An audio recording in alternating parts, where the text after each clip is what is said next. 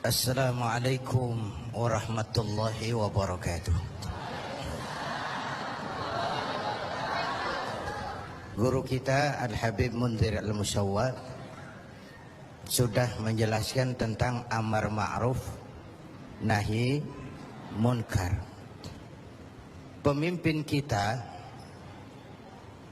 baginda Nabi besar Muhammad sallallahu alaihi wasallam adalah tokoh yang paling sukses dalam melaksanakan amar ma'ruf nahi munkar.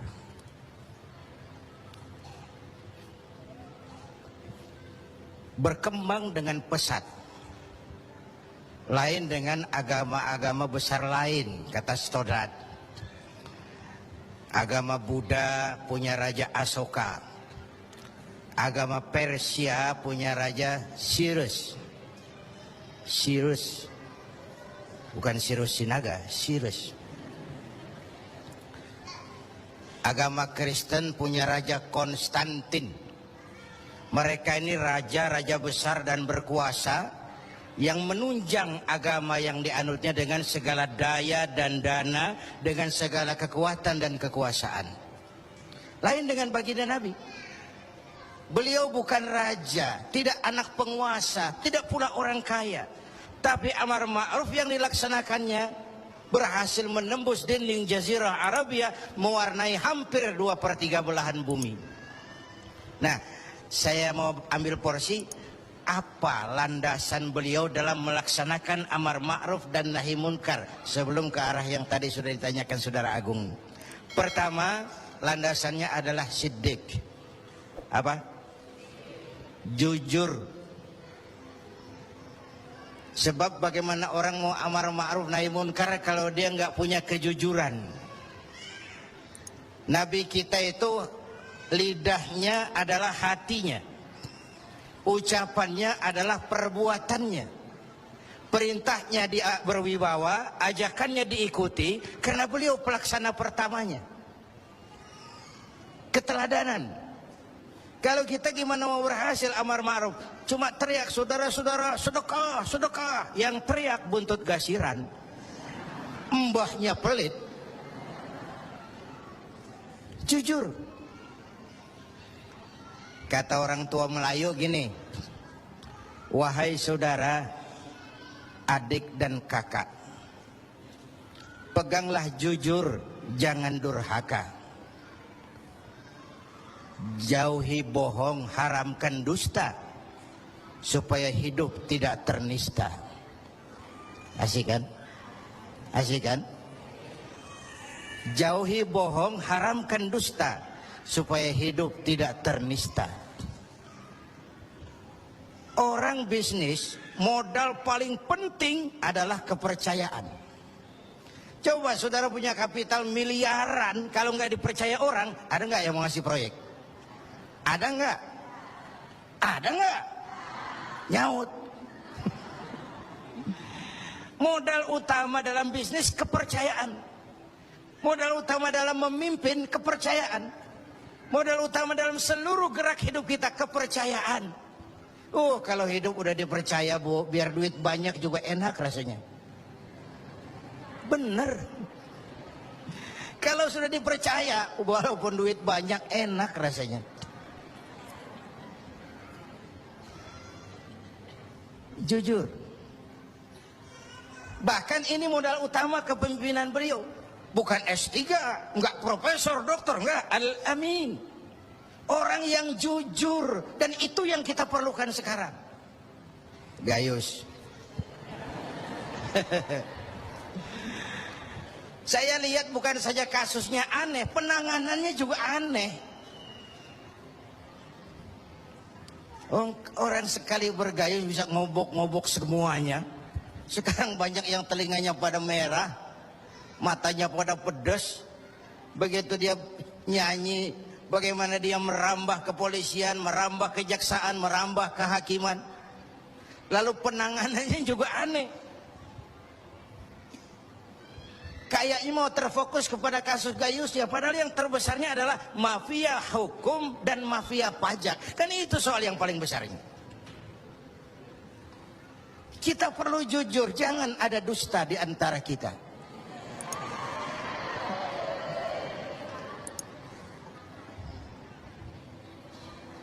Apa tanda si bintang timur cahayanya terang sampai ke fajar? Apa tanda orang yang jujur? Hatinya mulia, ucapnya benar. Hatinya mulia, omongannya benar. Tidak pepat di luar, pancung di dalam. Menjegal kawan seiring, manis jika berhadapan, balik belakang lain bicara. Tiap hari kita ngadepin topeng. Topeng yang berkelip. Ini mukanya apa bukan sih? Ini omongannya apa cuma sekedar sebuah misi? Dan seterusnya. Pantas kalau satu saat seorang biang preman, mbahnya preman, datang menghadap baginda Nabi, dapat hidayah dia. Ya Rasulullah, saya mau masuk Islam, boleh enggak? Oh boleh. Mengucap syahadat. Selesai mengucap syahadat, dia bilang lagi, ya Rasul, saya kan sekarang sudah masuk Islam. Baik. Saya cinta Islam.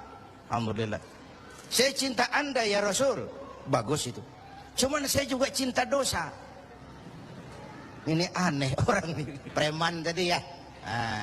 Saya cinta Tuhan ya Rasul. Saya cinta Islam. Saya juga cinta dosa. Saya belum bisa tinggalin di dosa. Saya suka judi, suka mabuk, suka zina. Marah baginda Rasul dengar ini. Enggak, beliau senyum. Senyum. Orang yang tegasnya amar ma'ruf nahi munkar itu jangan masang muka kuburan. Manyun, muka ditekuk, jangan. Senyum. Lalu beliau bilang, lah Pak Sebi, nggak apa-apa dah. Cuman begini, Mas. Dari Jawa premannya waktu itu. Kamu suka mabuk? Hobi. Kamu suka zina? Bu, di mana-mana ada langganan. Kamu suka nyolong? Iya. Oke, gini. Saya cuma minta, mau nggak kamu mulai hari ini janji sama saya? Apa ya Rasul? Jangan bohong. Hal tu'ahiduni ala tarkil kadzib? Mau nggak kamu janji satu aja? Jangan bohong. Saya kira apaan kali ya Rasul? Kalau itu mah kecil. Sanggup? Sanggup. Ayo, saya bayat. Bismillah. Mulai hari ini kau janji nggak mau bohong.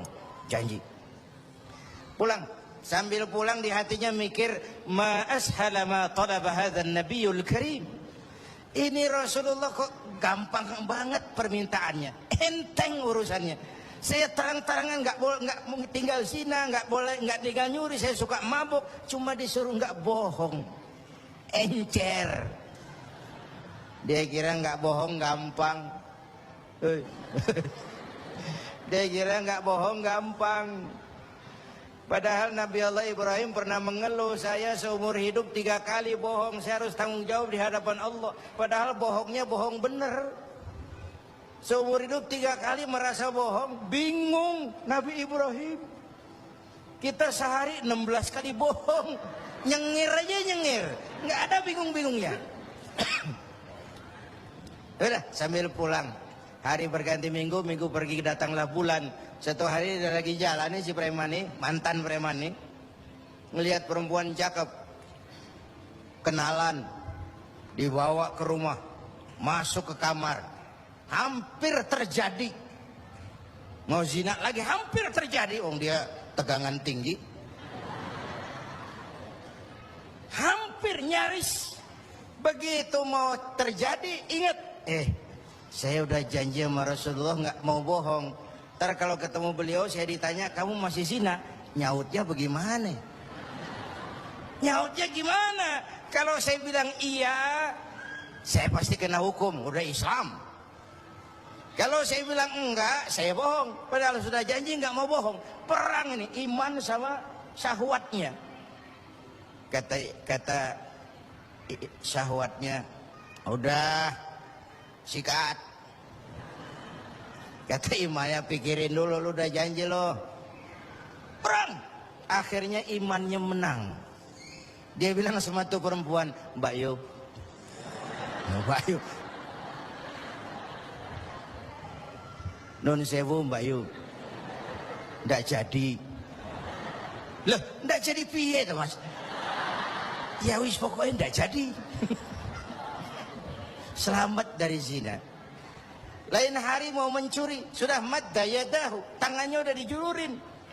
Ingat lagi ntar kalau ketemu Nabi ditanya, lo masih nyolong nggak? Gimana nyautnya? Tiap kali mau berbuat jahat, tiap ingat janjinya. Tiap ingat janjinya terhindar dari perbuatan jahat. Paling akhir dia datang menghadap Nabi, ya Rasul, apa? Sadaqta ya Rasul, Anda benar ya Rasul. Kenapa? Yang Anda minta atuk, kedengarannya enteng, cuman pongkolnya. Saya nggak bekutik ya Rasul. Lihat pengaruh jujur dalam hidup. Kiai, mohon maaf kalau saya potong jawaban jujur Kiai ini. Nah, bagaimana dengan sifat dari hakim-hakim kita dalam memutuskan ini, Kiai? Ya, kita berharap mudah-mudahan mereka jujur.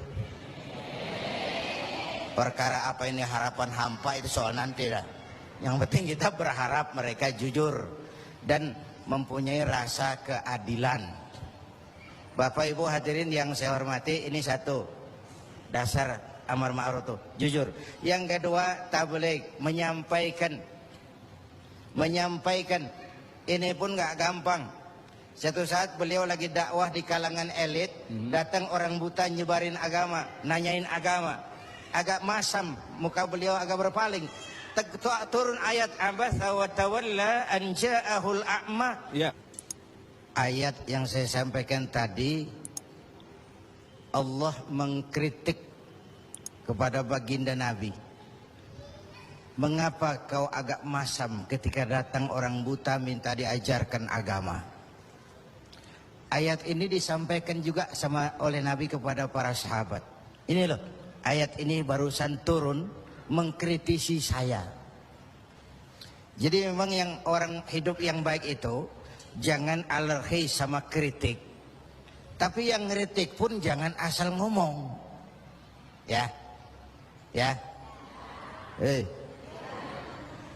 Orang jangan alergi sama yang namanya kritik. Karena kritik itu yang sering membuat kita berpikir.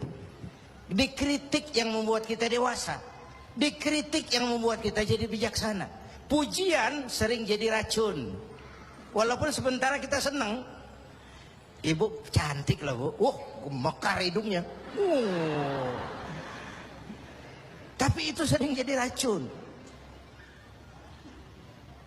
Kritik yang membuat kita berpikir, kritik yang membuat kita dewasa, kritik yang membuat kita jadi bijak. Tapi yang ngeritik pun jangan asal njeblos. Saudara hadirin yang saya hormati, kita nggak bisa ngukur baju kita pakai badan orang lain. Ini tolong, ini bahasa bersayap. Jangan ngukur baju kita pakai badan orang lain. Nggak sedang, ya, nggak sedang. Orang sering berada dalam sebuah situasi yang tidak semudah kita. Makanya Luqmanul Hakim pernah bilang sama anaknya, "Nak, kita nih kalau nggak punya prinsip bakal serba salah." Kok gitu Pak? Ayo kita buktiin. Luqman keluar sama anaknya bawa seekor keledai. Keledai kecil. Dituntun berdua. Lewat di tengah orang pada ngomong, anak sama bapak sama gobloknya. Bawa keledai bukan ditaikin, dituntun. Tolol. Nah, kamu dengar nak? Iya, sekali kita salah. Sekarang gimana Pak? Bapak yang naik, kamu jalan. Jalan. Lewat lagi di tempat orang ngomong lagi, bapak kagak tahu diri. Enak-enakan di atas keledai, anaknya disuruh jalan. Tega sama anaknya. Kau dengar nak? Iya, 2 kali kita salah. Habis sekarang gimana Pak? Kamu yang naik, bapak jalan. Lewat lagi orang teriak lagi, anak durhaka. Bapaknya disuruh jalan, dia enak-enakan. Dengar nak? Iya Pak, 3 kali kita salah. Sekarang gimana Pak? Kita naikin berdua yuk. Naik berdua. Sampai di tempat orang banyak teriak lagi, anak sama bapak samanya ini. Tidak punya peri kebinatangan. Masa keledai kecil dinaikin berdua? Kejam. Nah, kau dengar. Iya. Berapa kali kita salah? 4. Habis sekarang gimana Pak? Sekarang keledainya nyok kita gotong. Gua pengen tahu orang ngomong apa.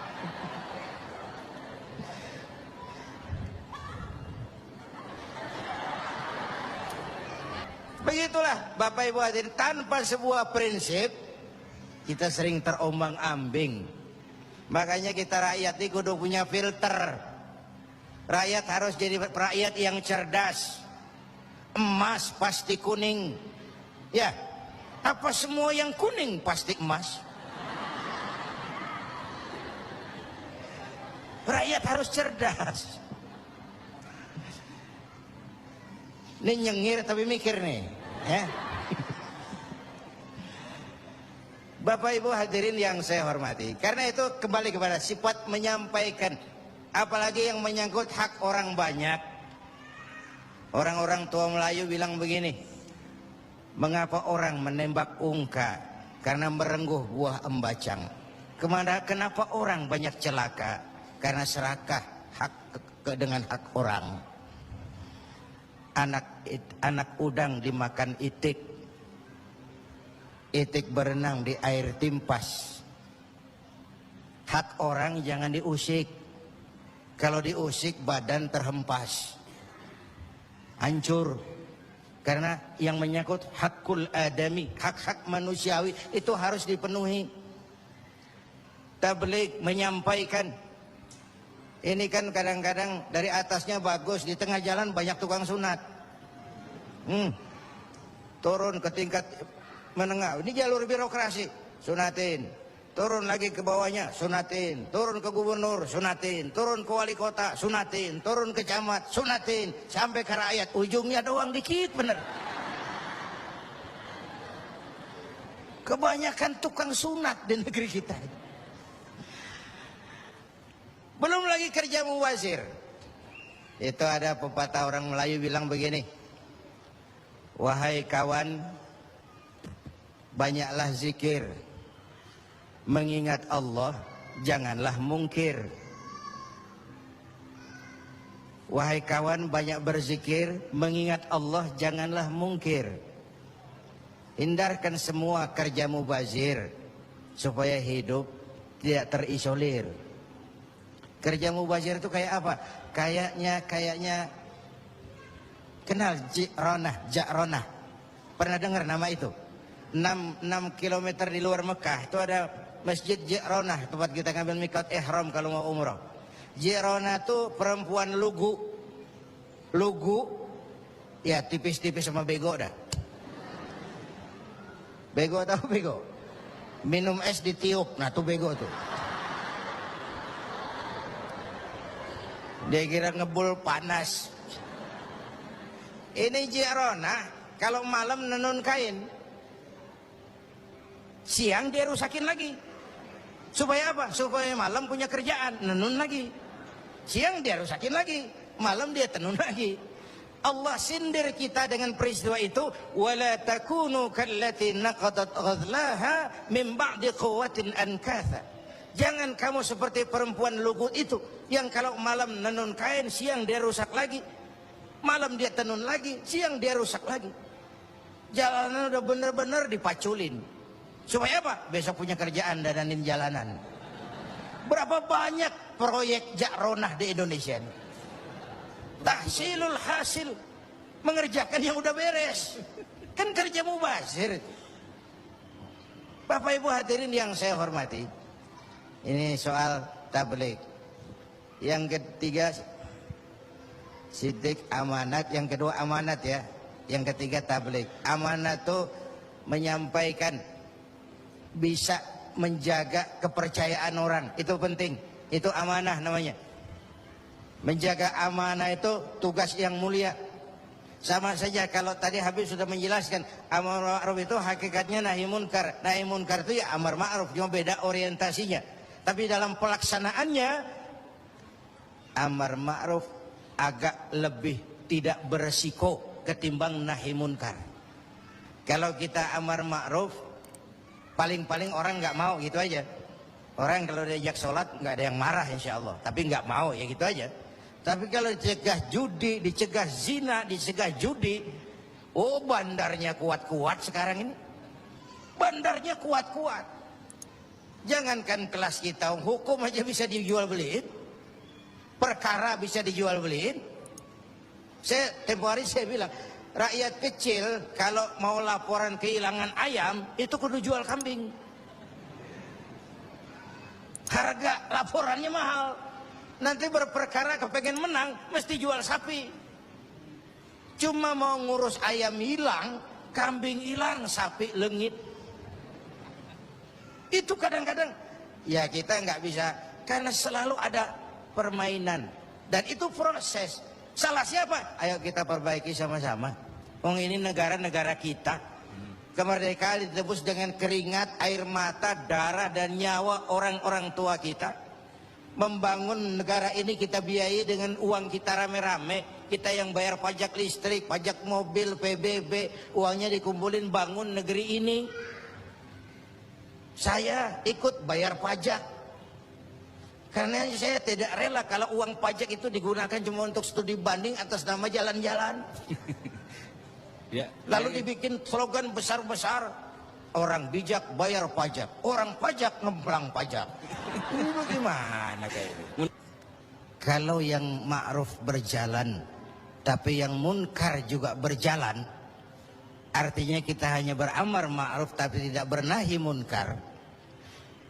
Syauqi bilang dalam sebaik syairnya, famata yablughul bina'u yawman kamaluhu idza anta tabni wal akharu yahdimu. Kapan bangunan mau selesai? Kalau kamu bangun orang lain ngancurin. Orang Betawi bilang itu namanya kayak nimba kagak dibendung. Bagaimana airnya mau kering kalau nimba nggak dibendung? Kenapa? Yang ma'ruf jalan, yang munkar juga jalan. Maka amar ma'ruf nahi munkar harus ditegakkan secara bersama. Satu. Yang kedua, saya sepakat dengan guru kita Habib Munzir bahwa amar ma'ruf nahi munkar sesuai dengan bidang dan keahlian kita masing-masing. Jangan memaksakan sesuatu untuk hal yang memang bukan dunia kita. Saya dulu pernah mimpin partai politik. Dulu zaman jahiliyah. Belakangan saya menyadari politik memang bukan dunia saya. Walaupun partai politik perlu, tapi biarlah orang yang dunianya di situ saja yang mengurus politik. Saya lebih baik sama-sama Habib Munzir lah ngurus umat dan dakwah ini. Jangan memaksakan sesuatu yang memang bukan dunia kita di situ. Kalau kiai disuruh bangun jembatan, apa camat mau ngurusin tahlil? Itu yang kedua. Yang ketiga terakhir,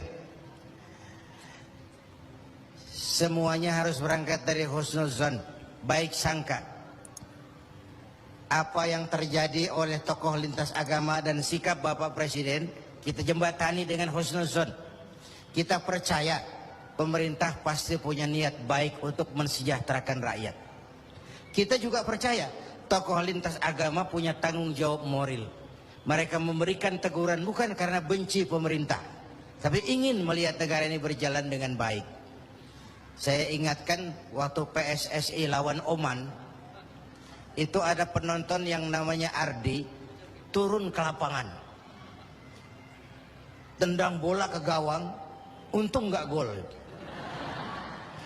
Waktu ditanya, saya bukan benci sama PSSI, saya bukan mau ngacoin pertandingan, saya cuma greget kenapa sih nggak gol-gol PSSI ini, penalti aja meleset, capek saya greget. Nah, karena itu saya percaya para tokoh lintas agama punya niat yang baik, ingin melihat negara ini berjalan dengan transparan. Kita juga percaya pemerintah punya niat baik untuk mensejahterakan rakyat. Cuma tentu ada berbagai kendala dan diperlukan kesungguhan dan kejujuran. Sekali lagi, kesungguhan dan kejujuran. Jangan ada dusta